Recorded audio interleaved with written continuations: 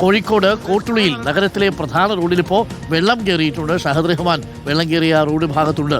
ഷഹദ്, പാലായിലെ റാന്നിയിലെയൊക്കെ വെള്ളം കയറി വെച്ച് നോക്കുമ്പോൾ കോട്ടുളിയിലെ വെള്ളം കയറിയതൊന്നും അല്ല. അവിടെ മഴ പെയ്ത് കെട്ടിനിന്ന വെള്ളമാണോ കയറിയത്, അതോ പുഴയിൽ നിന്നാണോ വെള്ളം കയറിയത്?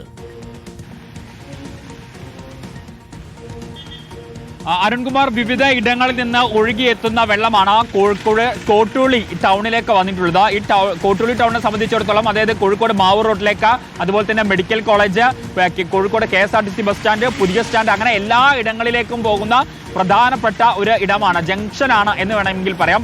അത്തരം ഒരു ഇടത്താണ് ഇത്തരത്തിൽ വലിയ രീതിയിലുള്ള വെള്ളക്കെട്ട് രൂപപ്പെട്ടിട്ടുള്ളത്. മാത്രവുമല്ല, ഈ തൊട്ടടുത്ത കടകളിലേക്കൊക്കെ തന്നെ വെള്ളം വലിയ രീതിയിൽ ഇരച്ചു കയറുന്ന ഒരു സാഹചര്യവുമുണ്ട് എന്നുള്ളതാണ്. പക്ഷേ റോഡിന്റെ ഒരു വശത്ത് മാത്രം, അതായത് ഇപ്പോൾ ഞാൻ നിൽക്കുന്നതിന്റെ വലതുവശത്ത് മാത്രമാണ് ഇപ്പോൾ വെള്ളം കയറിയിട്ടുള്ളത്. ഇടതുവശത്ത് വെള്ളം ഇല്ലതാനും. അവിടെയുള്ള വെള്ളം കൂടി ഈ വലതുവശത്തേക്ക് വരികയാണ്.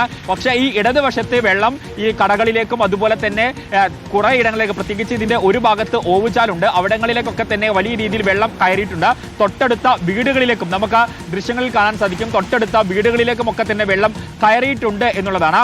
അതേ സമയത്ത് ഈ ദൃശ്യങ്ങൾ കാണുന്ന അല്ലെങ്കിൽ ഇത്തരത്തിൽ യാത്ര ചെയ്യുന്ന ആളുകളുടെ ഒരു റിക്വസ്റ്റ് കൂടിയാണ്, അത് കുറെ ആളുകൾ നമ്മളോട് പങ്കുവെക്കുകയും ചെയ്തിട്ടുണ്ട്. കാരണം ഈ വലിയ രീതിയിൽ വെള്ളക്കെട്ട് അനുഭവപ്പെടുന്ന ഘട്ടത്തിൽ ഈ ബസ്സുകൾ, അതായത് ബസ്സുകൾ വലിയ രീതിയിൽ ചീറിപ്പായുകയാണ് ആ വെള്ളത്തിലൂടെ. അപ്പോൾ ഈ ബൈക്ക് യാത്രക്കാരായിട്ടുള്ള ആളുകളും ഒപ്പം തന്നെ ഈ കാൽനട യാത്രക്കാരായിട്ടുള്ള ആളുകൾക്കും വലിയ രീതിയിൽ ബുദ്ധിമുട്ടുണ്ട്. പ്രത്യേകിച്ച് അവരുടെ ശരീരത്തിലേക്ക് മുഴുവനായിട്ടും ഈ വെള്ളം അടിച്ച് കയറുകയാണ്. ഒപ്പം തന്നെ ഈ ഇരുചക്ര വാഹന യാത്രക്കാരുടെ പല ആളുകളുടെയും വാഹനങ്ങൾ ഓഫായി പോകുന്നത് നമുക്ക് ദൃശ്യങ്ങളിൽ കാണാൻ സാധിക്കും. കാരണം അത്രയധികം അവിടുന്ന് ദൂരത്തു നിന്ന് കാണുന്ന സമയത്ത് വലിയ രീതിയിലുള്ള വെള്ളം ശ്രദ്ധയിൽപ്പെടില്ല. പക്ഷേ അടുത്തേക്ക് വരുമ്പോൾ അല്ലെങ്കിൽ കുറെ കൂടി അടുത്തേക്കായിട്ട് വരുമ്പോഴാണ് ആ വെള്ളത്തിന്റെ ആഴം പലരും മനസ്സിലാക്കുന്നത്. കാരണം ഒരു ഭാഗത്ത് വലിയ രീതിയിൽ വെള്ളമുണ്ടെങ്കിൽ മറ്റൊരു ഭാഗത്ത് വെള്ളം ഉണ്ടാകില്ല. അത്തരത്തിൽ പല രീതിയിലായിട്ടാണ് ഈ റോഡുകളിലൊക്കെ തന്നെ ഈ വെള്ളം നിൽക്കുന്നത്. നമ്മൾ നിൽക്കുന്ന ഭാഗത്ത്, അതായത് നമ്മൾ ഈ ക്യാമറ വെച്ചിരിക്കുന്ന ഭാഗത്ത് ചെറിയ രീതിയിൽ വെള്ളമുള്ളൂ. പക്ഷേ കുറച്ച് അങ്ങോട്ട് മാറിക്കഴിഞ്ഞാൽ വലിയ രീതിയിൽ വെള്ളമുണ്ട്. പ്രത്യേകിച്ച് ആ ബസ്സൊക്കെ പോകുന്ന ഭാഗത്ത് വലിയ രീതിയിൽ വെള്ളമുണ്ട്.